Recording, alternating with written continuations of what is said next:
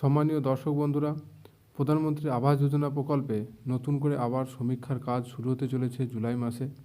তাই যে সকল ব্যক্তির নাম বাদ পড়ে গিয়েছিল বা যে সকল ব্যক্তির নাম নাই, আপনাদের কাছে একটা বিশাল খুশির খবর, কারণ নতুন করে আবার সমীক্ষা হবে জুলাই মাসে।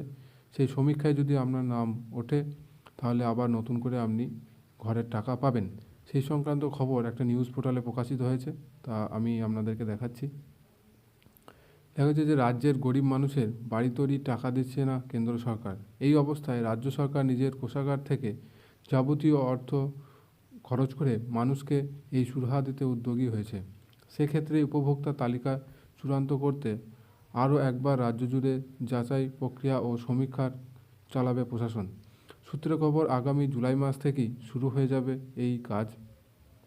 আবাস প্রকল্পে প্রথম পর্যায়ে রাজ্যে 11 লক্ষ উপভোক্তাকে ঘর দেওয়া হবে বলে ঠিক হয়েছিল আগেই। নতুন করে সমীক্ষার পর সেই সংখ্যা বেশ কিছু বাড়বে বলেই মনে করা হচ্ছে। আধিকারিকরা জানান, 11 লক্ষ উপভোক্তা তালিকা চূড়ান্ত হয়েছিল 2022 সালের ডিসেম্বরে।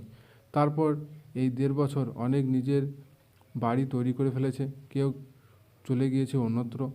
তাছাড়া প্রাকৃতিক বিপর্যয়, বন্যা, ঝড়ে ক্ষতিগ্রস্ত অনেককে তালিকাভুক্ত করা হবে চাহিদার ভিত্তিতে। মুখ্যমন্ত্রী সহ সরকারি পরিষেবা সংক্রান্ত একাধিক হেল্পলাইন অনেক আবেদন এসেছে। যেসব আবেদন যাচাইয়ের পর নিখুঁত তালিকা তৈরি করতে চাইছে রাজ্য, সেক্ষেত্রে সংখ্যাটা 11 লক্ষ কিছুটা বেশি হবে বলেই মনে করা হচ্ছে। জানা গিয়েছে বিডিও অফিস, এসডিও সহ স্থানীয় প্রশাসনে তাদের মাঠে নামিয়ে এই কাজ করতে হবে। একটা নির্দিষ্ট পোর্টালেও তৈরি হয়ে যাবে।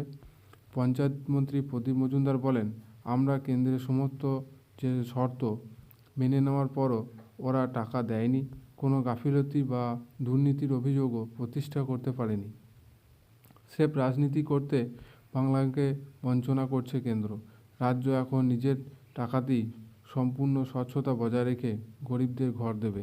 তার জন্য আরও একবার সমীক্ষা চালানো হবে। তবে সদ্য কেন্দ্রীয় গ্রাম উন্নয়ন মন্ত্রী দায়িত্ব পেয়েছেন শিবরাজ সিং চৌহান। বাংলার জন্য আবাস টাকা না দেওয়া নিয়ে কেন্দ্রের মতো পার্থক্য দেখা দিয়েছে বলে শোনা যাচ্ছে।